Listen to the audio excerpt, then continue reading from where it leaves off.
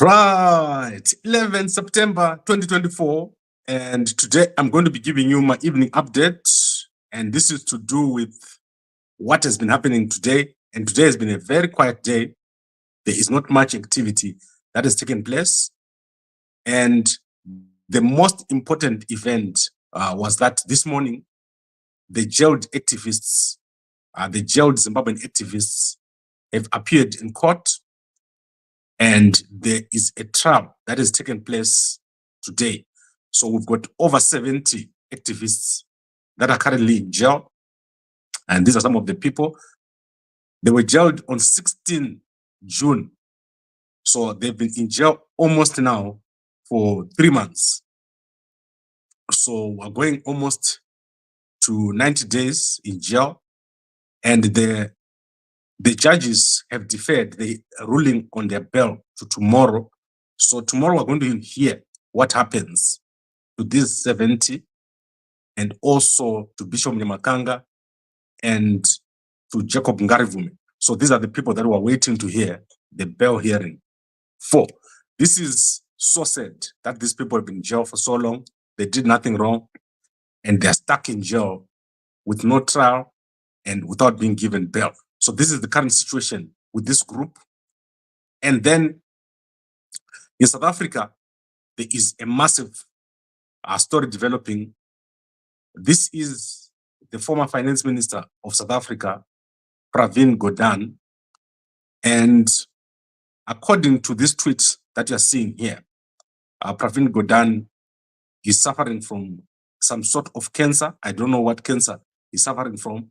So he's been hospitalized and there's been vigils today, candlelit vigils, where people were praying for him.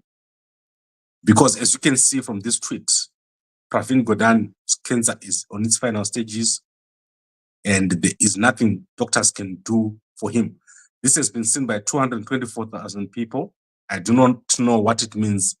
The family has issued a statement yesterday asking for privacy. So this is very sad.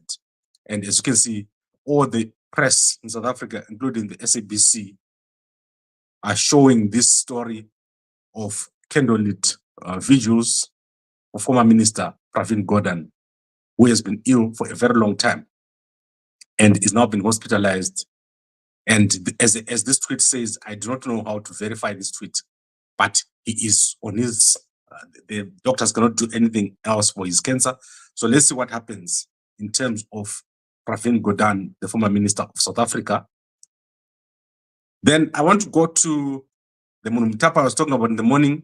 This is now confirmed. This Sunday, Mnangagwa's birthday is going to happen right inside the Great Zimbabwe. It is unheard of. It's an abomination. And Mnangagwa is going ahead with his plan to hold his birthday celebration right inside the Zimbabwe most sacred monuments. He has also changed his name to Munumutapa. So he has changed his name to Munumutapa Day. He has changed his name. Mnangagwa has changed his name. You can see this tweet that I showed you in the morning. Great Zimbabwe Monuments Mashingo at 9 a.m. He's going to be over there desecrating a sacred monument of Zimbabwe. Crazy stuff that is happening in Zimbabwe. Then I want to go into investments. I want you guys to, and I want to refer you to a video that has just been done by Jethro Rusike. Jethro Rusike of JCTV has moved back to Zimbabwe since last year. And he has got a video that he did on the 5 things you need to know before you move to Zimbabwe. You can go check it out. Property investments is big in Zimbabwe. And many people are investing. You know that I've done a lot of property investments in Zimbabwe myself. But obviously, we're changing the approach. The approach that we're taking now is different. So within a short space of time, we're going to be launching a certain campaign. My approach is we need to focus on high-speed rail. We need to focus on planned cities. So these are big things that we need to focus on. But property is big. Zimbabwe is transforming. Africa is transforming. And it's all happening in the private sector. On your screen right now, I'm showing you these buildings here. This is the Mall of Africa by Attack. Just this little place here is worth 6 billion rands. So there's a report today that the government employees pension funds of South Africa has invested 3 billion into this property, and they are going to be building another 1.7 billion here. This is the planned city in Midrand. So when I talk of a planned city, if you're in Midrand, you understand what we're talking about. But there is so much scope, there's so much that can happen. So I think the guys in the diaspora, when you think about what to do, there's a bigger picture that we need to look at, not just building a house here and a house there. That is not investment. It is partially investment. But if you want to do well, you have to think about how we can transform our country in terms of speed. Things are not moving in the country. Everything is stagnant and things keep failing. The currency keeps dropping. And the people that are in leadership, they can't think big. So we need a new government.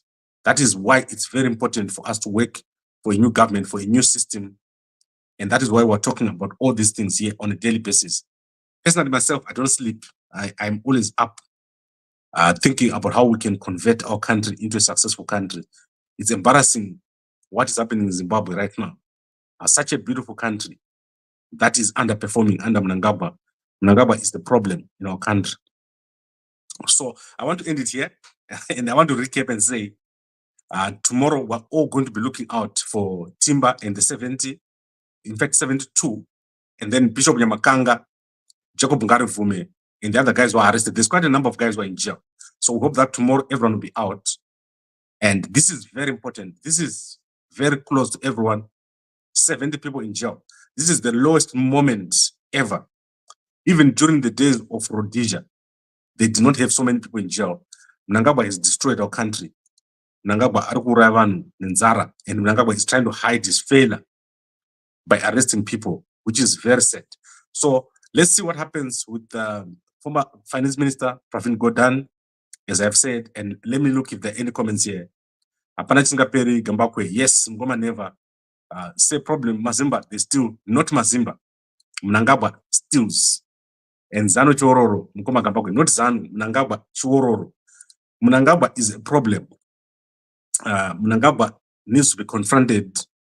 And this thing that we're doing right now is kindergarten. We need to do the real thing with Mnangagwa.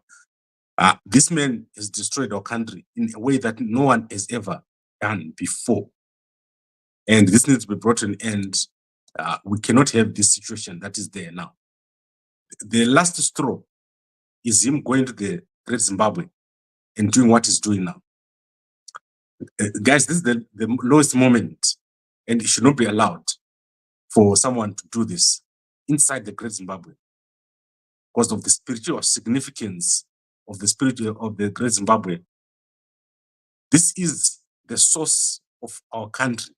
When our people arrived in Zimbabwe, what we call Zimbabwe now, they went into the Great Zimbabwe. The Great Zimbabwe is one of 7 places in the world that link to the spiritual world. So I've shown you before that in the world there are 7 places, including the Bermuda Triangle. The Great Zimbabwe is like the Bermuda Triangle. There is a connection from the Great Zimbabwe into the spirit world. And that is what Mnangagwa is trying to do. He's trying to tap into the spirit world by going into the Great Zimbabwe and calling himself King Mutapa. And last year I started telling you that Mnangagwa has been doing rituals around the country. We are seeing what is happening now. But this is going to backfire very badly for Mnangagwa.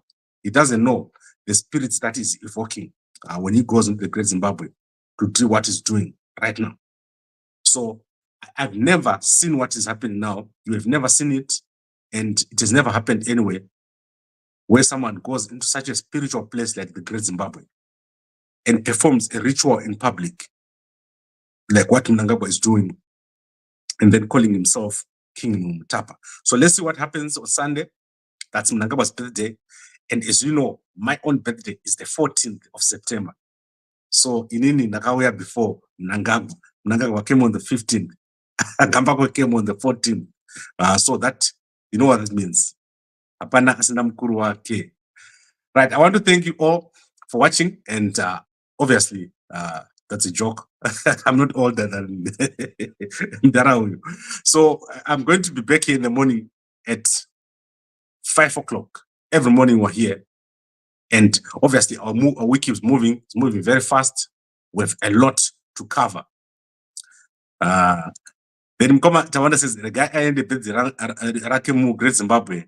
Abudi, believe me. I also believe that Mnangagwa is now at his last moment. He's making the worst mistakes because God wants to punish Mnangagwa. No ATM is working in Zimbabwe. That's correct. Ever since last week's ATMs have not been working. Money is not be coming out of ATMs. But what is new? Zimbabwe is going to collapse. By December, we're going to be back to zero with the ZIG. I've told you why. The ZIG is fake. They are creating fake ZIG and banning. And the people who are involved in this is the Reserve Bank of Zimbabwe, the banks, and Mnangagwa does not know what is happening. Mnangagwa does not understand finance. That's why the banks can do what they're doing. And when I'm talking about the banks here, I'm talking about pure fraud. This is pure fraud. The ZIG, right now, they've got no way of monitoring what is happening at the Reserve Bank of Zimbabwe. And now John Mishavan, they've gone silent. They're not even reporting what's happening because they're also part of the banning. Remember, they own banks. They're part of the banking sector. So eventually, the whole system is going to ban itself. It's going to crash and burn. Within a very short space of time, you're going to see that the whole system is going to crash and burn.